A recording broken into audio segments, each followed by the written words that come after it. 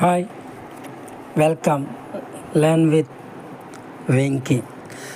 ఈరోజు మనం ఒక ముఖ్యమైన అంశంతో ఈ వీడియో చేస్తున్నాం. ఎన్పిసిఐ డైరెక్ట్ ఇప్పుడు డీబీటీ ఎనేబుల్డ్గా ఉండాలి. మన బ్యాంక్ అకౌంటు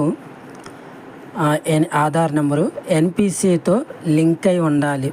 అప్పుడే పథకాలు వస్తాయి. అంటే మధ్యవర్తులు ఎవరు లేకుండా, మండలాల ద్వారా కాకుండా డైరెక్ట్గా మన అకౌంట్లో డబ్బులు వేయడానికి అటు కేంద్ర ప్రభుత్వ పథకాలు కావచ్చు, ఇటు రాష్ట్రం యొక్క పథకాలు ఏవైనా సబ్సిడీ కానీ ఇవి మన అకౌంట్లో పడడానికి మనం ఎన్పిసిఐ లింక్ కంపల్సరీ చేశారు.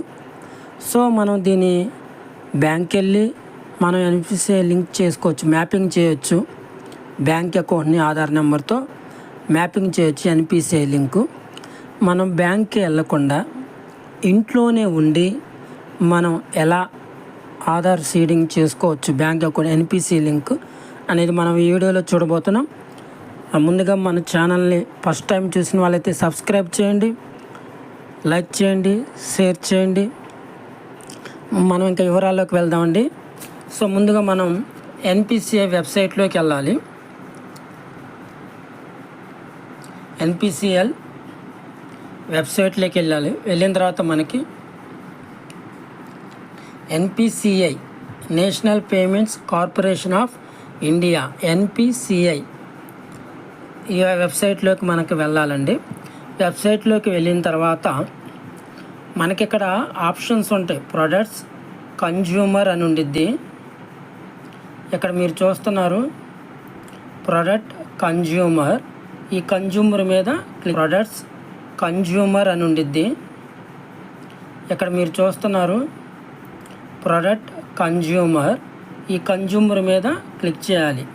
ఇక్కడ క్లిక్ చేసిన తర్వాత భారత్ ఆధార్ సీడింగ్ ఎనేబుల్ ఇక్కడ మీద మనం ఆప్షన్ క్లిక్ చేసరి ప్రతి ఒక్కరు కూడా ఈ లింక్ అనేది చేసుకోవాలి. భారత్ ఆధార్ సీడింగ్ ఇంక ఇలా వచ్చిందండి మనకి. ఇక్కడ ఎంటర్ యువర్ ఆధార్ నెంబర్, ఇక్కడ మన ఆధార్ నెంబర్ ఎంటర్ చేయాలి. ఇక్కడ request for Aadhaar seeding, deseeding అని ఉండేది ఆప్షను. తర్వాత ఇక్కడ సెలెక్ట్ బ్యాంకు ఇక్కడ మీరు టైప్ చేస్తే ఇలా చూపిస్తుంది. Andhra Pradesh Grameena Vikasa bank, bank of Baroda, bank of India ఇలా చూపిస్తాయి. సపోజ్ బ్యాంక్ ఆఫ్ ఇండియా అయితే బ్యాంక్ ఆఫ్ ఇండియా. సో మీకు బ్యాంక్ ఆఫ్ ఇండియా అకౌంట్ ఉంటే దాని ద్వారా సబ్సిడీ నీకు పడాలనుకున్నట్టయితే ఆ అకౌంట్లోకి ఆ బ్యాంక్ నేమ్ సెలెక్ట్ చేసి ఆ బ్యాంక్ అకౌంట్ సో వాటిలో మనం ఎన్పిసిఐ అనే వెబ్సైట్ ద్వారా మనం మ్యాపింగ్ చేయాలి. చేసినప్పుడే మనకి కేంద్ర ప్రభుత్వం కానీ రాష్ట్ర ప్రభుత్వం గారు వచ్చే పథకాల ద్వారా కానీ ఏదైనా అమౌంట్ డైరెక్ట్ మన అకౌంట్లో పడాలంటే ఇది కంపల్సరీగా ఉండాలి. ఎవరైతే ఎన్పిసిఐ లింక్ ద్వారా మ్యాపింగ్ చేసుకుంటారో వాళ్ళకు మాత్రమే డబ్బులు పడతాయి.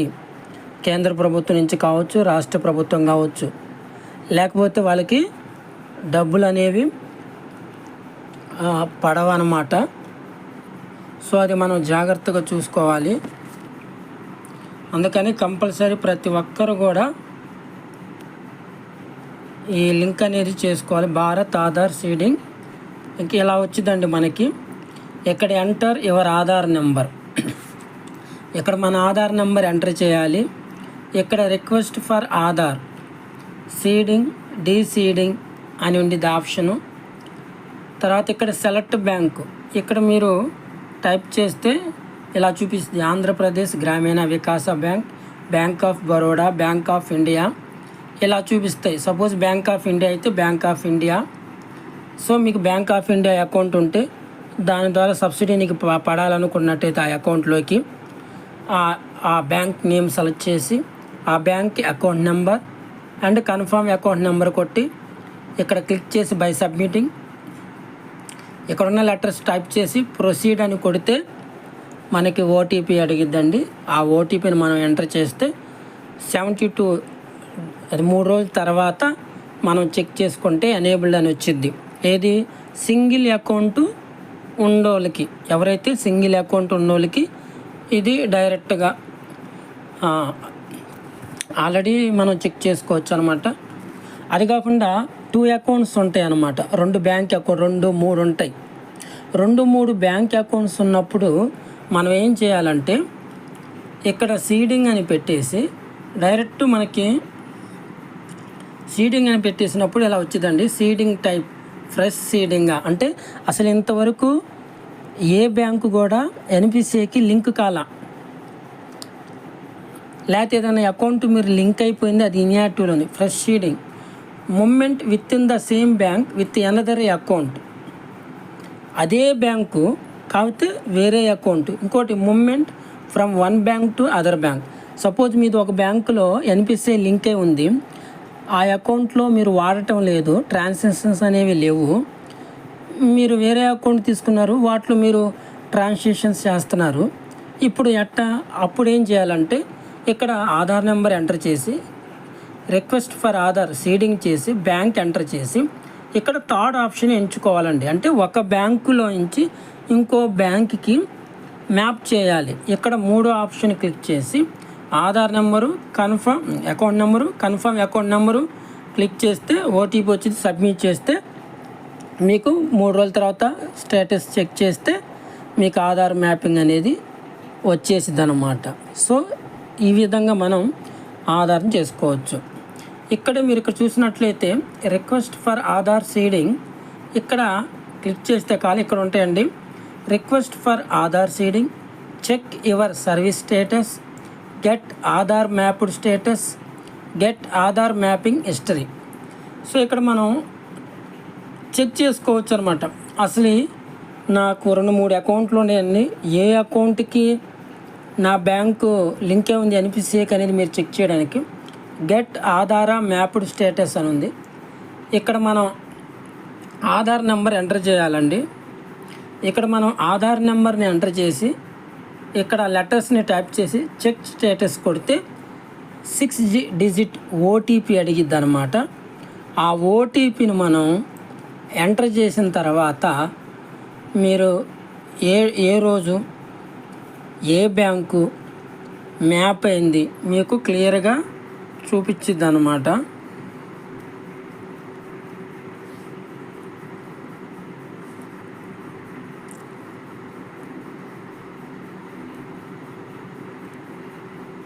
చెక్ స్టేటస్ కొట్టాలి. ఇది చూసారా 6 డిజిట్ ఓటీపీ అడిగిద్ది.